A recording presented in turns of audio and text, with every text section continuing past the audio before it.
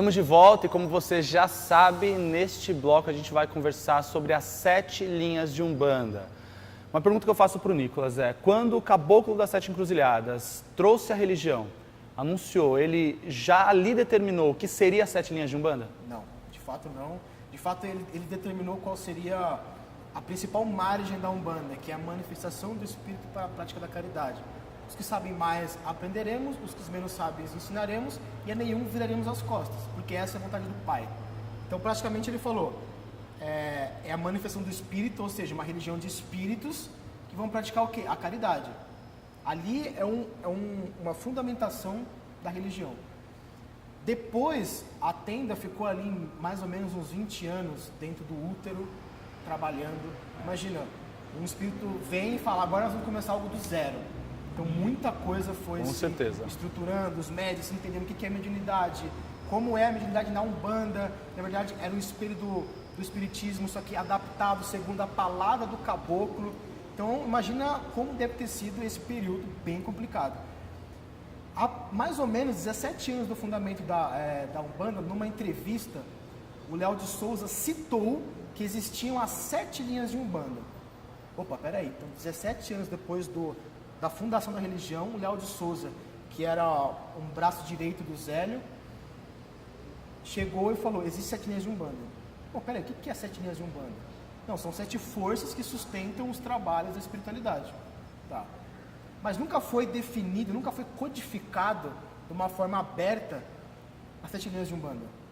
Pode-se ter um entendimento que talvez na tenda tenha um conhecimento fechado, restrito, mas na parte literária, a única coisa que a gente tem é no primeiro livro de Umbanda, do próprio Léo de Souza, onde ele aborda de uma forma simples, objetiva, vamos falar rasa, porque hoje a gente tem muita explicação, né? Sim. Mas para aquela época era um boom. Eu tenho 7 radiações que sustentam o trabalho de alguns espíritos, sendo que na 7ª eu tenho a linha das almas. O que é a linha das almas? É a linha aonde os espíritos entram. Ou seja, era entendido como um processo até de evolução, talvez. Então, a linha das almas era onde os Exus trabalhavam, os espíritos estavam começando a se regenerar e entravam por essa linha para poder trabalhar. Esse é o que a gente tem de entendimento sobre a linha do Zélio. Ah, mas e quem chefia essas linhas? Os santos, que são sincretizados com os orixás. Só que, de fato, depois a gente vai falar um pouquinho mais sobre orixá. O termo orixá não é o que a gente tem muito hoje, que é um ser que incorpora, era um cargo, era algo hierarquizado. Por exemplo, Cristo é cargo, Buda é um cargo. Então você tem essa concepção logo nas 7 linhas de Umbanda. Então, fez as 7 linhas de Umbanda, se explorou. A próxima vez que foi se falar foi em 1941, no primeiro congresso de Umbanda. Até então, essas eram as 7 linhas de Umbanda. Quer dizer, a primeira vez que foi discutir isso foram praticamente 30 e poucos anos depois da fundação da Umbanda. 30 e poucos anos, né? E lá eles definiram que essas seriam as 7 linhas, uma ordem inversa. Ou seja, qual seria a ordem inversa? Se a gente fala das 7 linhas de Umbanda do Zélio, a gente tem uma ordem que eles colocaram. A gente tem Oxalá no começo, aí a gente tem Ogum, e a gente vai descendo até chegar na linha das almas. Lá no congresso eles entenderam que também era um processo evolutivo. E aí começou a primeira linha das almas e a última de Oxalá, que seria a linha da iluminação, vamos dizer assim. Da ascensão do espírito. Então no primeiro congresso o pessoal olhou e falou, beleza, as 7 linhas de Umbanda são isso, tem muito mais coisa que depois a gente pode abordar sobre isso. Só que a partir dali, um ano depois, em 42, Lourenço Braga lança um livro onde ele cria ele codifica uma outra interpretação das 7 linhas de Umbanda, onde aparece pela primeira vez a linha do Oriente. Então, e foi um livro muito, mas muito espalhado na religião de Umbanda.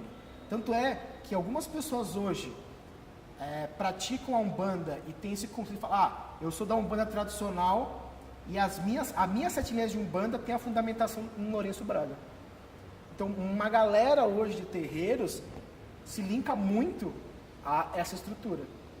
Então, a gente tem essa questão das 7 linhas de Umbanda. A partir de Lourenço Braga, a gente começa a ter uma infinidade de autores, onde eles vão pegando a base, que é de Lourenço, e adaptando. Um tirando o povo do Oriente, colocando o outro, colocando Oxum, tirando Oxum, colocando... Então a gente começa a ver que existiam variações pequenas, até o primado de Umbanda chegar e falar, essa aqui é a nossa 7 linhas de Umbanda, aonde aparece pela primeira vez a linha dos Herês, né? Onde começa a aparecer uma linha dentro das 7 linhas de Umbanda. E a partir dele vem a Umbanda Esotérica do Mato e Silva, e a gente começa a discorrer até os dias de hoje, que a gente tem uma 7 linhas de Umbanda muito bem conhecida, que é do Rubens Saraceni, da Umbanda Sagrada, onde são intitulados também 7 tronos, 7 irradiações, e assim vai. Então, se você olhar a história, o princípio maior são 7 energias, são 7 vibrações. Pode ser 7 caminhos de evolução? Pode ser 7 caminhos de evolução.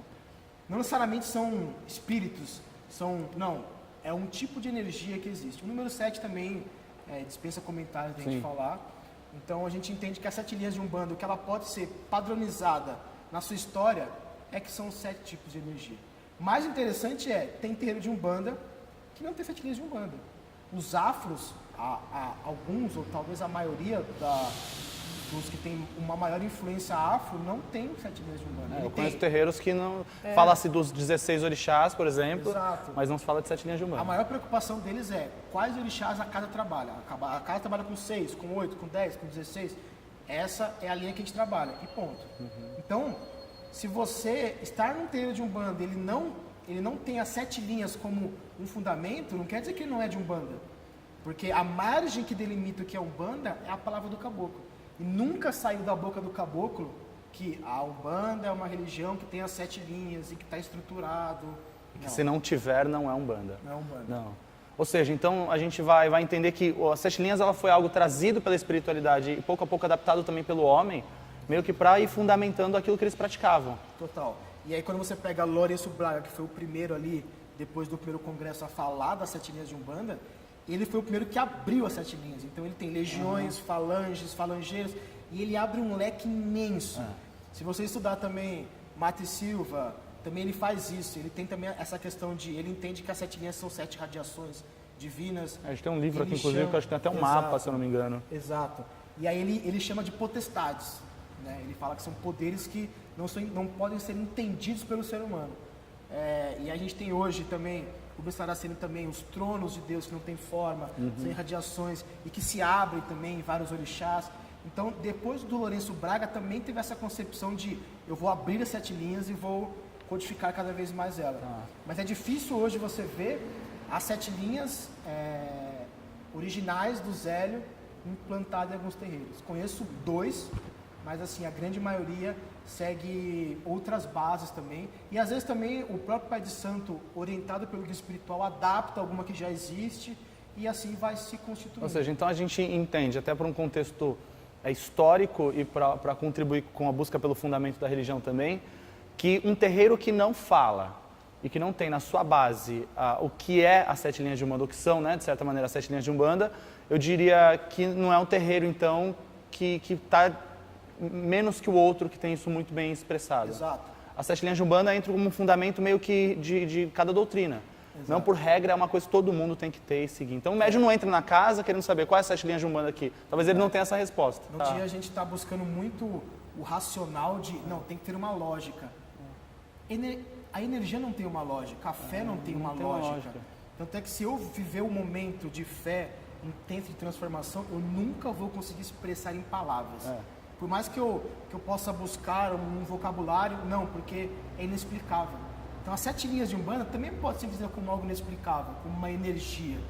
Só que ela pode também trabalhar de várias formas, em diversas casas diferentes. Com certeza. Maravilhoso, maravilhoso. Essa é a Umbanda que a gente pratica, que a gente gosta, acredita e acreditar no sentir, muito mais do que às vezes no entender. A minha avó, ela trabalhava, não trabalhou com muitos orixás, ela trabalhava com Oxalá, nunca veio incorporar Oxalá, mas ela tinha como uma referência.